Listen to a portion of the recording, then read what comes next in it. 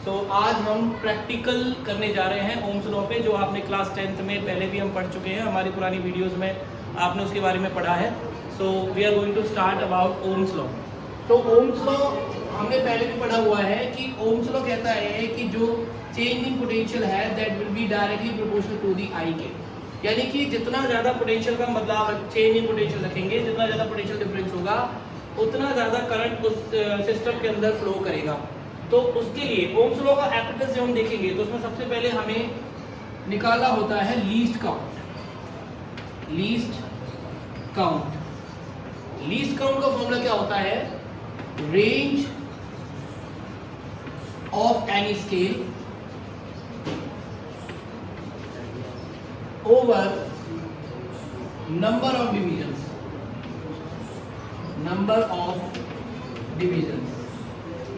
आप लोग ध्यान से सुनते रहे। रेंज क्या होता है? हम लोगों ने ना एक स्केल देखा हुआ है, जैसे हमारे पास क्लासेस में स्केल होता है, ठीक है? तो उसमें क्या आपने देखा होगा, इस तरह से नंबर्स लगे होते हैं, जैसे 0 1 2 3 4 5 और इस तरह से 1 2 3 4 5। ये हो गया 1, इसके बाद 1 2 3 4 5 1 2 3 4 5, इधर 2। ऐसे स्केल सभी ने देखा। उस स्केल में ये वाला जो बॉक्स होता है, ये छोटा सा बॉक्स, ये जो बॉक्स है, ये वाला, ये बॉक्स, इस बॉक्स की जो वैल्यू होगी, इस बॉक्स की जो वैल्यू होगी वो वैल्यू कहलाएगी लीस्ट काउंट। वो वैल्यू क्या कहलाएगी? काउंट। उसके बाद बिल्कुल इसी तरह से हमारे पास आपको मिलेगा एक एमीटर, एक होता है वोल्टमीटर।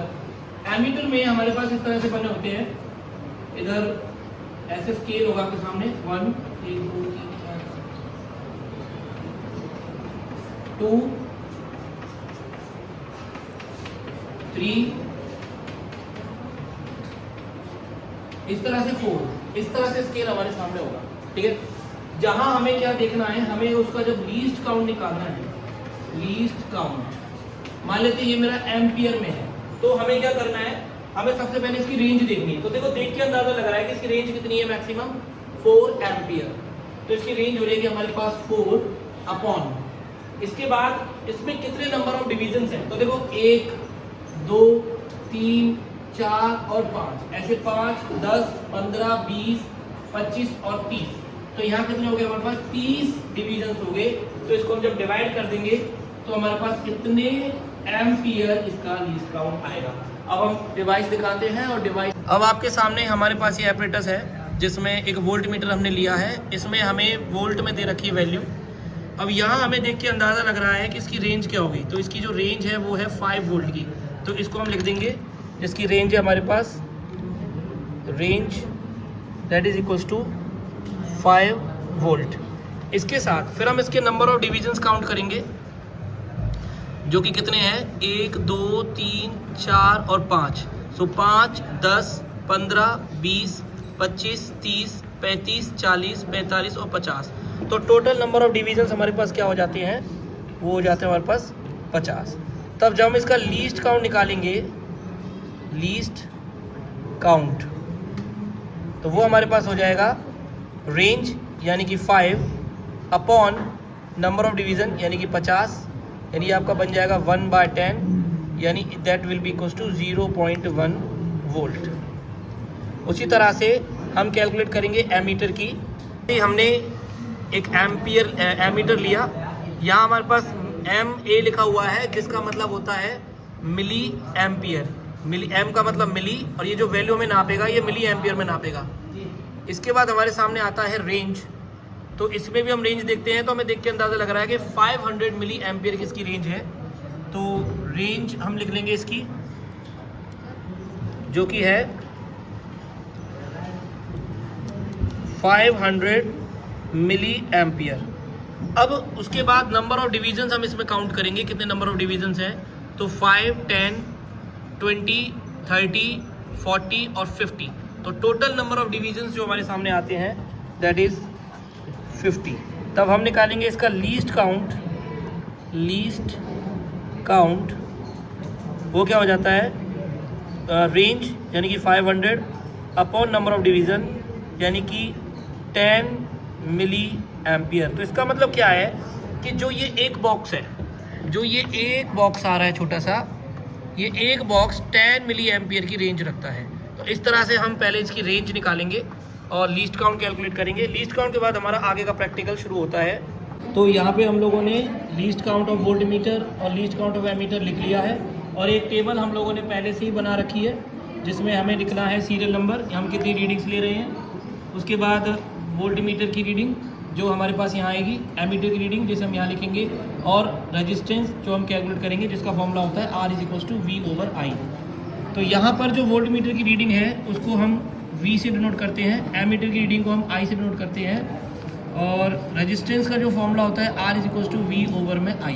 तो हम रीडिंग लेना शुरू करते हैं। ये हमने एक एपरेटस लिया है जो कि हमारे पास एक इनबिल्ट इसके अंदर रेजिस्टेंस एंड आपका ये वो बैटरी और रेजिस्टेंस और आपका ammeter and voltmeter inbuilt होता है। तो हमने इसे चालू कर दिया है, और ये हमारे पास जो है वोल्ट मीटर को चेंज करते हैं, जो रीडिंग है उसको हम देखेंगे। तो हमने इसको थोड़ा सा इस तरह से, और ये हमने ले लिया, ये हमारे पास हो गया 5 पे। तो हमारे पास ये 5 तक हमने इसको एडजस्ट कर दिया है, और एमीटर की रीडिंग भी हमारे पास ये 5 पे आ रही है। तो हमारे पास हम यहाँ लिखेंगे सीरियल नंबर जो 1 है, हमारे पास नंबर ऑफ डिवीजन्स 5 आए थे जहाँ पे वोल्ट मीटर रीडिंग थी।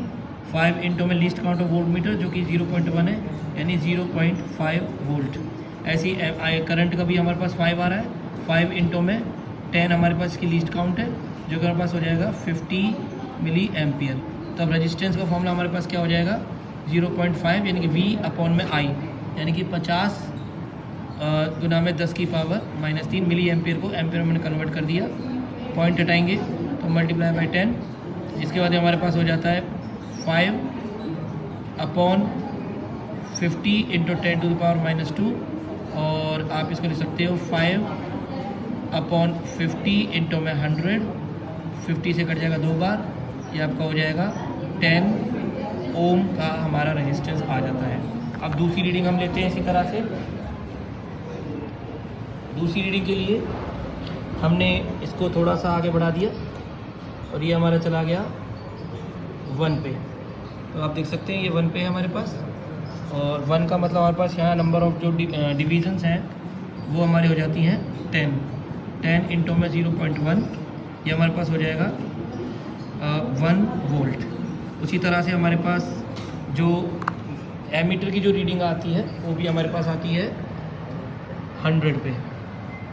तो यहाँ पे हमारे पास ये भी 10 ही है, तो 10 इंटू में 10 यानी कि 100 मिली एम्पियर। तो हमारे पास R की वैल्यू जो हो जाती है R=V/I, यानी कि 1/100 गुना 10 की पावर -3, ये आपका हो जाएगा 1000/100। तो 2 0 से 2 0, ये आपका आ जाता है 10 ओम। तो इस तरह से हर बार रेजिस्टेंस हमारे पास 10 ओम आ रहा है। इस तरह जब हम इसका ग्राफ प्लॉट करते हैं V/I का, तो रेजिस्टेंस क्योंकि सेम आ रहे हैं तो ग्राफ इस तरह का हमारा ऑब्टेन होता है। Thank you very much.